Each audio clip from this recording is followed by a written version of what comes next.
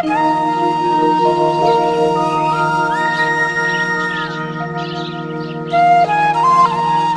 नमो भगवते वासुदेवाय।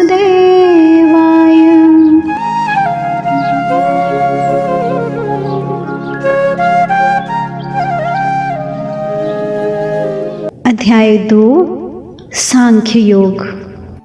श्लोक 7। अर्जुन उवाच कार्पण्यदोषोपहत स्वभावः पृच्छामि त्वां धर्मसम्मूढचेतः यच्छ्रेयस्यानिश्चितं ब्रूहि तन्मे शिष्यस्तेऽहं शाधि मां त्वां प्रपन्नम्। कार्पण्य दोषोपहत स्वभावः पृच्छामि त्वां धर्म सम्मूढ़ चेतः। वैसे तो अर्जुन अपने मन में युद्ध से सर्वथा हटने को सर्वश्रेष्ठ नहीं मानते थे, फिर भी पाप से बचने के लिए उनको युद्ध से हटने के अलावा और कोई दूसरा रास्ता नहीं दिख रहा था। इसलिए वे युद्ध से विरक्त होना चाहते थे और विरक्त होने को गुण ही मानते थे, कायरता रूप दोष नहीं। लेकिन भगवान ने अर्जुन की इस विरक्ति को कायरता और हृदय की तुच्छ दुर्बलता कहा, तो भगवान के उन निसंदिग्ध वचनों से अर्जुन को ऐसा विचार हुआ कि युद्ध से निवृत्त होना मेरे लिए उचित नहीं है। यह तो एक तरह की कायरता ही है जो मेरे स्वभाव के बिल्कुल विरुद्ध है, क्योंकि मेरे क्षत्रिय स्वभाव में दीनता और पीठ दिखाना ये दोनों ही नहीं है। इस तरह भगवान के द्वारा कथित कायरता रूप दोष को अपने में स्वीकार करते हुए अर्जुन भगवान से कहते हैं कि एक तो कायरता रूप दोष के कारण मेरा क्षत्रिय स्वभाव एक तरह से दब गया है, और दूसरी बात मैं अपनी बुद्धि से धर्म के विषय में कुछ निर्णय नहीं कर पा रहा हूँ। मेरी बुद्धि में ऐसी मूर्खता छा गई है कि धर्म के विषय में मेरी बुद्धि कुछ भी काम नहीं कर रही है।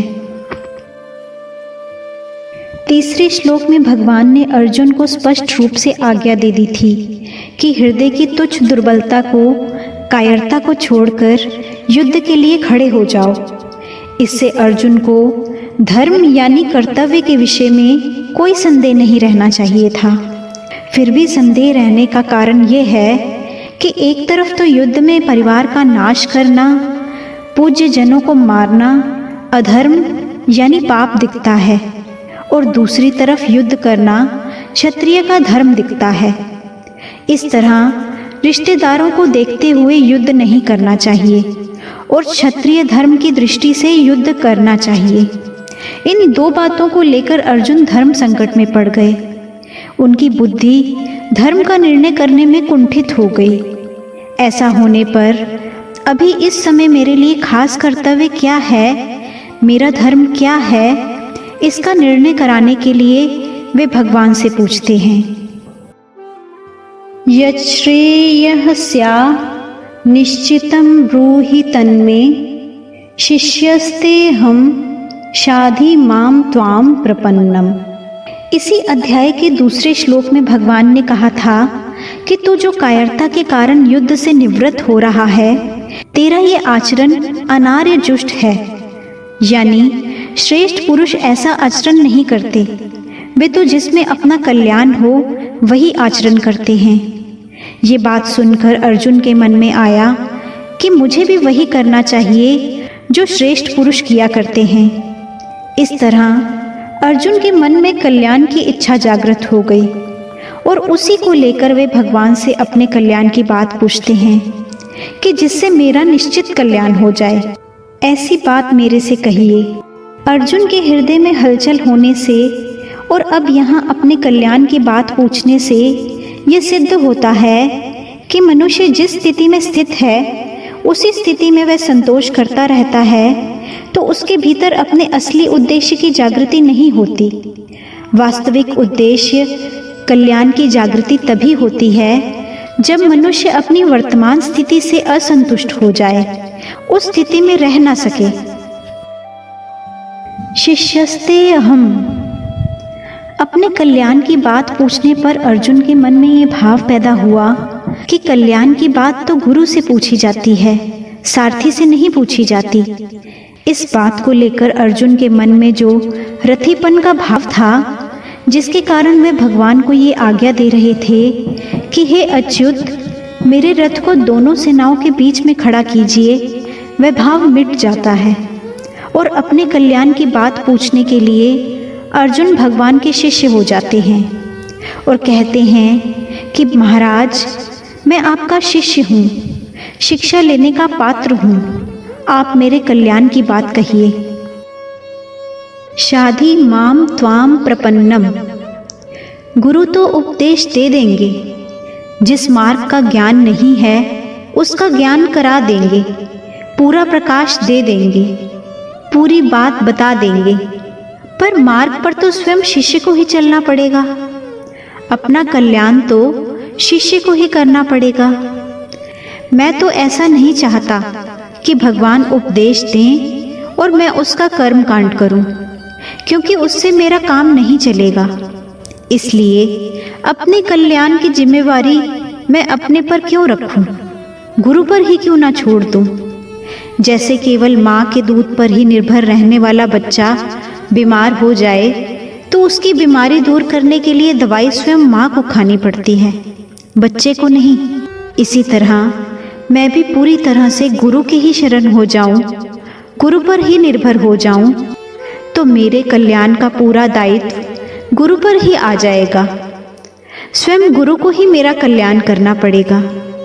इस भाव से अर्जुन कहते हैं कि मैं आपकी शरण हूँ, मुझे शिक्षा दीजिए।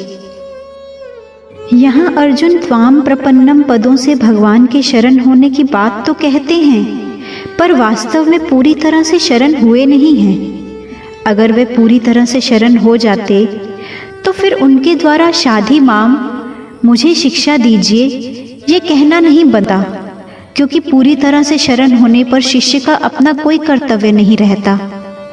दूसरी बात, आगे 9वें श्लोक में अर्जुन कहेंगे कि मैं युद्ध नहीं करूंगा, ना युद्ध से।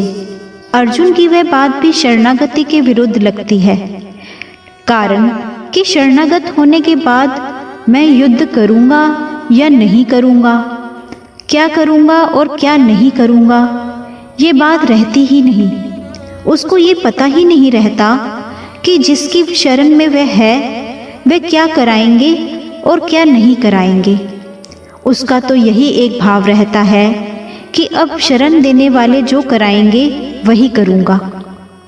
अर्जुन की इस कमी को दूर करने के लिए ही आगे चलकर भगवान को माम एकम शरणम व्रज, एक मेरी शरण में आ जा, ऐसा कहना पड़ा। फिर अर्जुन ने भी करिष्ये वचनम तव, आपकी आज्ञा का पालन करूंगा, ऐसा कहकर पूर्ण शरणागति को स्वीकार किया। इस श्लोक में अर्जुन ने 4 बातें कही हैं। इनमें से पहली बात में अर्जुन धर्म के विषय में पूछते हैं, दूसरी बात में अपने कल्याण के लिए प्रार्थना करते हैं, तीसरी बात में शिष्य बन जाते हैं और चौथी बात में शरणागत हो जाते हैं। अब इन चारों बातों पर विचार किया जाए तो पहली बात में मनुष्य जिससे पूछता है वह कहने में या ना कहने में स्वतंत्र होता है। दूसरी बात में जिससे प्रार्थना करता है उसके लिए कहना कर्तव्य हो जाता है। तीसरी में जिनका शिष्य बन जाता है उन गुरु पर शिष्य को कल्याण का मार्ग बताने का विशेष दायित्व आ जाता है। चौथी में जिसके शरणागत हो जाता है उस शरण देने वाले को शरणागत का उद्धार करना ही पड़ता है, यानी उसके उद्धार का कार्य स्वयं शरण देने वाले को करना पड़ता है। पहले के श्लोक में अर्जुन भगवान के शरणागत तो हो जाते हैं, पर उनके मन में आता है कि भगवान का तो युद्ध कराने का ही भाव है, पर मैं युद्ध करना अपने लिए धर्मयुक्त नहीं मानता हूँ। उन्होंने जैसे पहले उत्तिष्ठ कहकर युद्ध के लिए आज्ञा दी, ऐसे ही वे अब भी युद्ध करने की आज्ञा दे देंगे।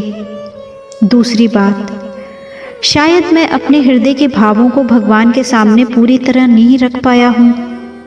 इन बातों को लेकर अर्जुन आगे के श्लोक में युद्ध ना करने के पक्ष में अपने हृदय की अवस्था का स्पष्ट रूप से वर्णन करते हैं।